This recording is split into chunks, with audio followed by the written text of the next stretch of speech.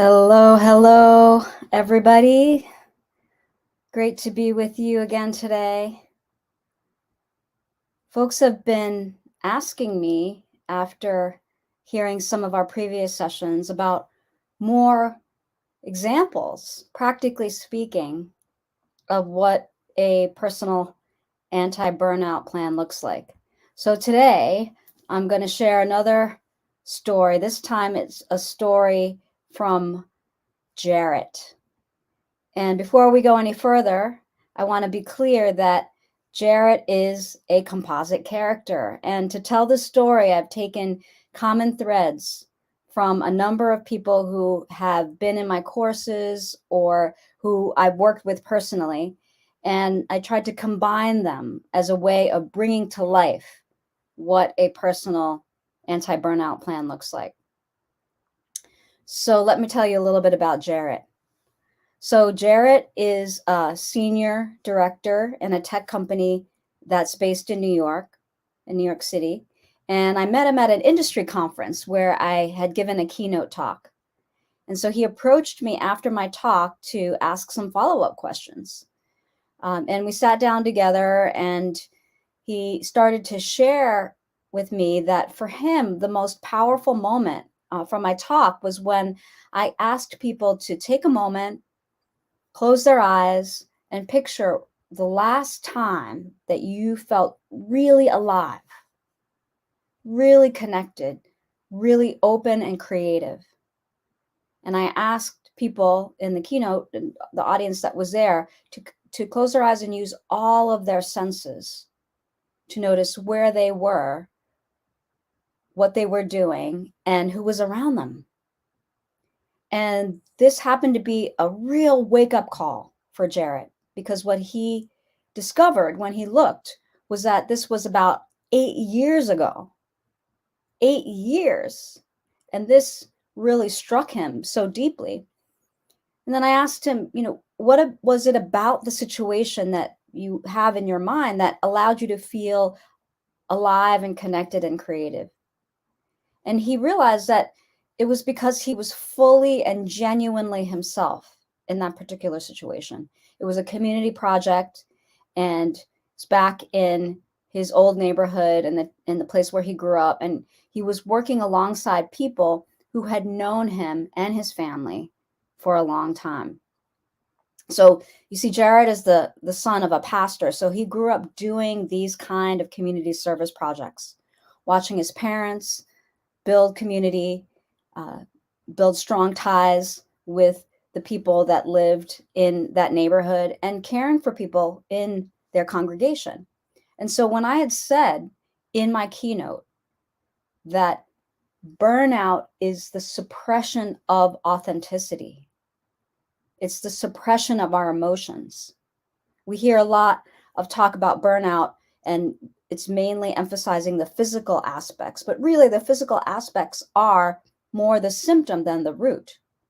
So when I said burnout is the suppression of authenticity, something rang true in him. And so he sought me out to talk. As we got to know each other more, he shared that, as a Black gay man, he had to suppress a whole bunch of stuff growing up, needless to say. And then when he left home to go to college and then on to his professional career, this habit of suppressing his authenticity kind of continued. And we joked a lot in our conversations that he had this character that he plays. He calls him Corporate Jarrett, that he puts on every day when he goes to work. And I remember this very, very powerful moment when I asked him, well, isn't that exhausting to keep up that character all the time? And I remember it because the corners of his eyes started to water and his face quivered a little bit. That mask that he has on all the time, it just quivered a little. And he finally let himself acknowledge that, yes, it was truly exhausting. And no wonder he was burnt out by the time that he came to speak with me. So then the conversation continued, and ultimately he invited me to come and lead a series of trainings for him and for his senior team, which we did, I think, over about a year and a half. We did Introduction to the Emotional Rescue Method, which teaches science-backed methods for regulating your emotions, not suppressing your emotions, but tapping into their creativity and power and building emotional resilience skills. And we use tools backed by science like mindfulness, somatic awareness, and other things like that. And then we had some opportunities for one-on-one coaching with him and with his team as well. So since Jarrett was already feeling overwhelmed, we wanted to really simplify things for him. And in the way that we do when we work with people, we identified 3 areas that you would need to pay attention to in order to have a transformation of his burnout. So the 3 areas are tools, a plan that actually incorporates those tools into your life, because tools only work if you remember to use them. And the third area was community. So we've talked about this before, right? If you take a 5 minutes scrolling on Instagram or whatever your social media that you like to look at, there's a lot of tools out there. People are talking about this phenomenon of burnout because it's pervasive. So there's books, there's apps, there's courses. And so Jarrett didn't really know how to navigate all of that.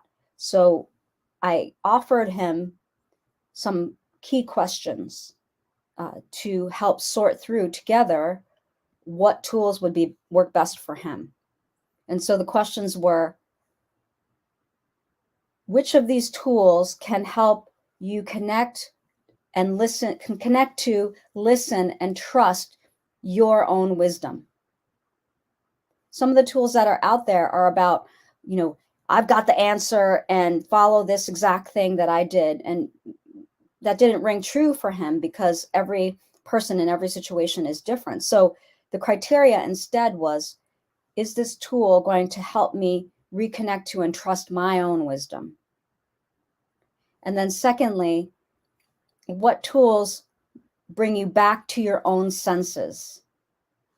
We talk typically about 5 senses we usually learn in school, if we do at all. But actually scientists are telling us now there's up to 12, 18 senses. And the reason why we focus on that is this idea, again, of tuning back into your own inner compass and learning to sort through what are the external voices and standards that you've internalized or actually are embodied in people around you versus your own inner sense of direction and compass. So when I met Jarrett, he was in what I call a burnout trance. And this is so common. People have gotten used to playing this character, that character of corporate Jarrett that I mentioned earlier. I don't know if you've heard sometimes that actors who use what they call method acting, right, where they really immerse themselves in the character. And even on breaks on a movie, they don't break character. They continue to speak in the character's voice and keep the clothing on of the character, etc. You've also heard situations where people are method acting so deeply that even after the movie's over, right? The movie's over. It's already out in the theaters in some cases. But the idea is that it's hard to shake off that character, right? Some actors say, I couldn't shake off this character. I had been so deep into him or her during the time that I was doing this performance. And so that's the kind of state that Jarrett was in. So we kept exploring, right? What are the other times that he could remember being really open and creative, connected, and connected with that sense of joy and flow. And he looked back and he remembered a high school art class that he was in, and the joy that he would get from drawing.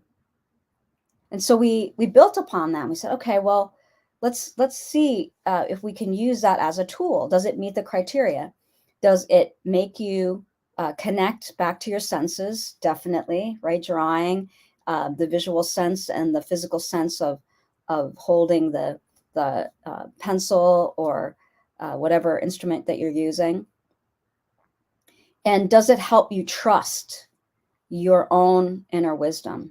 And for Jarrett, in this case, that was true. So we said, okay, that's good. Let's hold on to that and see how we can incorporate that into a plan. Here was a funny thing. I asked about working out. Jarrett was very fit, and I asked him about working out, and he's a daily gym goer. And the funny thing about that is when we ask those same questions, does it help you tune into your own inner compass? Does it bring you to your senses? Yes and no. Because on one hand, yes, because it's a physical activity. On the other hand, no, because I think this is probably the case with a lot of people who go to the gym. There is this sense of external judgment that's there. Never mind in the gay male culture where that's even double, triple, quadruply so, right? So we realized that while working out in the gym was an important part of what he needed to do for himself, it wasn't exactly the kind of tool that we were talking about here. So it's good distinction there, right, to make between activities that can help you really sort out which voices are yours, which is your sense of intuition, and which are the externalized or external voices that you have internalized. So just use that as a plan, an initial clue about drawing, right? So in terms of how you incorporate this into a plan, we're just going to use that one tool that we identify for him.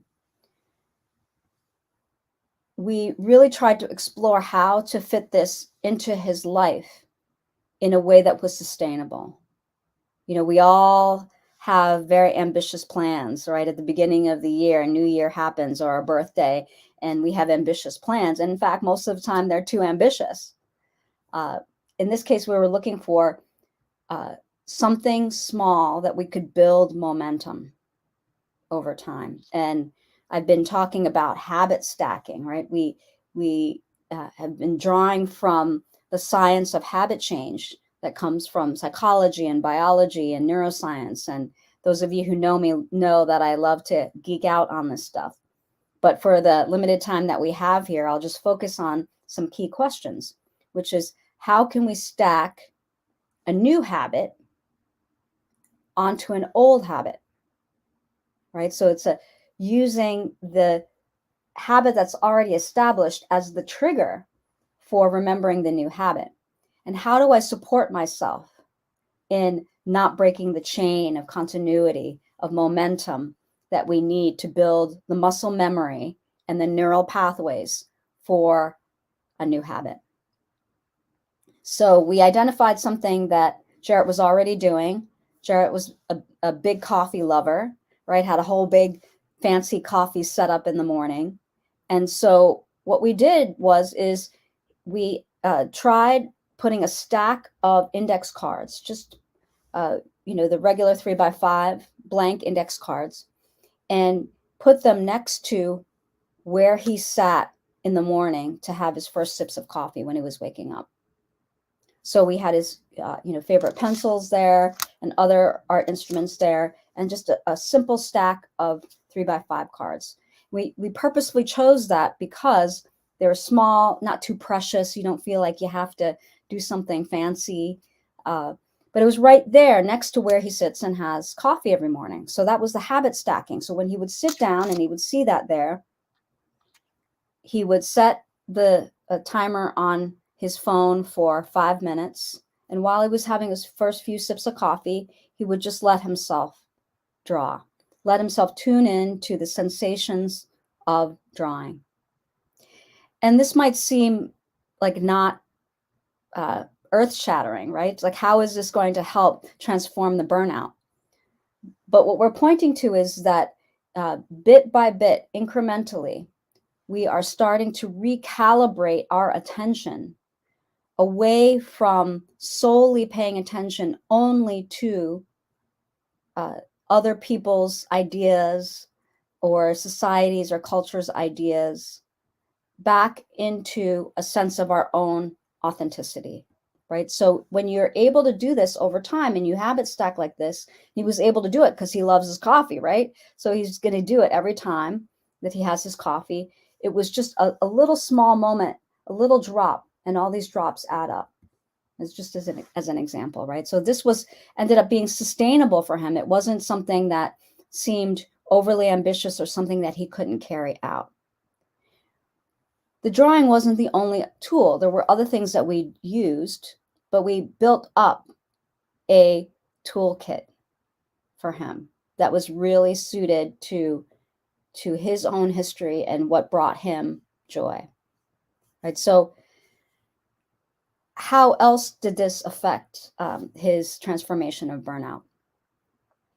Well, we were able to, because we incorporated a number of different practices, including the practices that he learned in the Introduction to Emotional Rescue method in a regular way in his life, then he began to be able to tap into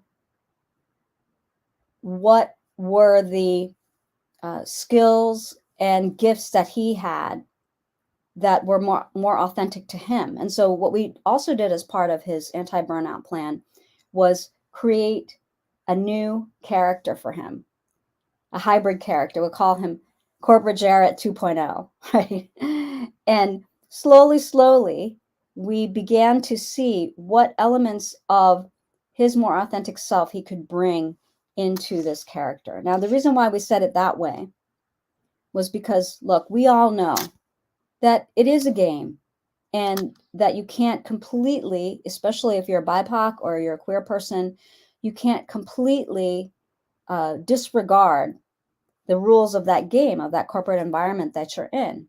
But what we tried to do was slowly give permission for different elements of who Jarrett was to enter into this persona of his corporate Jarrett. So the example there was, I mentioned that he grew up as the son of a pastor, and he watched both he and his father and his mother both, caring for the congregation and building that community. And because of the difficult relationship that he has with that part of his identity, being a gay man, that it was kind of an either or situation for him, where he was completely leaving that part of who he was behind. And yet what we discovered was that actually that ingrained experience that he had of building community in his neighborhood was a leadership superpower for him.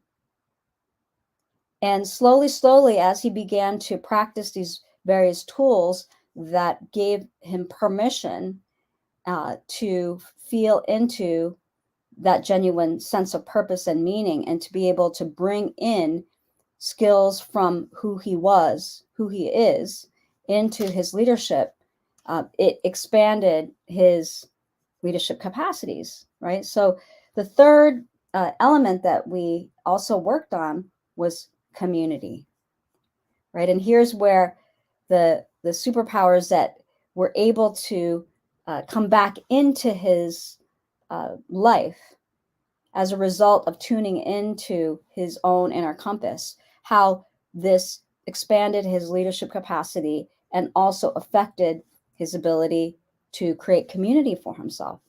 Now, there's so much research out there, right, that shows that you are expanding the possibilities for changes in your life when you have social support. So we asked some questions again. How can we create accountability for these habit changes that are not about punishment or shaming, that are about calling in, not calling out? How do we redefine loyalty and safety so that we're in alliance, we're making alliance with ourselves and with others based on our noblest aspirations of who we want to be? And is there a dynamic of reciprocity where I'm also being seen and receiving love and care from others. And so it was so powerful, Jarrett's experience of making peace with what was good about the community in which he grew up. I mean, that he has a lot of conflicting feelings about it, understandably so. But one of the strengths of queer folks, BIPOC folks, is we have to cross cultures all the time. And when we are crossing cultures, that means that we also have the power to pick the best parts of our communities and integrate them. So when the part of Jarrett that was the pastor's son was able to be even just a little bit more incorporated into the character of Jarrett, corporate Jarrett 2.0, it had this amazing quality of drawing his team drawing his team and aligning them towards the mission of the projects that they were working on. And it actually made him a better leader. So he began to question, like, oh, this original idea of who I needed to be. How can I bring more of myself, my true self, into that? How can I heal and make peace with all of the different parts of who I am? So again, this was a really rich story and a really rich example here. And in the short time that we have, I really wanted to be able to highlight the ways that tools, plan, and community kind of come together to make a personal anti-burnout strategy that is actually sustainable and leads to long-lasting changes in your life. If burnout is the suppression of emotion, if burnout is the suppression of authenticity, then having tools, having a plan, and having community can really help you to rescue yourself from burnout and reclaim your energy, reclaim your joy, reclaim your creativity. And that's what I saw in working with Jarrett and with his team as well. So I'm really curious, as always, to hear from you. Does anything that I'm saying resonate with you? You can leave your thoughts in the comments here. You can also direct message me. I have a cohort coming up starting soon, and you can find that on my LinkedIn and on my socials.